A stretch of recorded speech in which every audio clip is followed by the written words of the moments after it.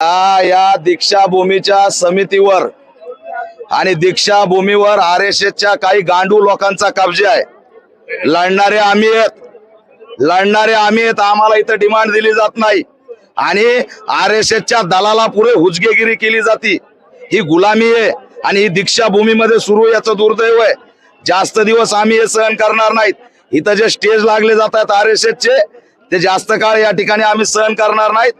आता समाजामध्ये उद्रेक आहे, पुढच्या वेळेस जर हे थांबलं नाही तर यांचे स्टेज बी उधळून लावल्याशिवाय राहणार नाही, हा इशारा आहे आम्हाला। केसेसचा तर फक्त नावाला GR काढले तर केसेस काही मागे घेतल्या जात नाहीत। 35,000 तरुणांचं आयुष्य आजही उद्ध्वस्त होण्याच्या उंबरठ्यावरती, 35,000 तरुणांचं आयुष्य, आणि त्याच्यामुळे ते 35,000 तरुण आयुष्यातून उद्ध्वस्त झालेले आहेत। गृहमंत्री त्या ठिकाणी फडणवीस असल्यामुळं आणि भीमा कोरेगाव संदर्भात त्यांची भूमिका काय आहे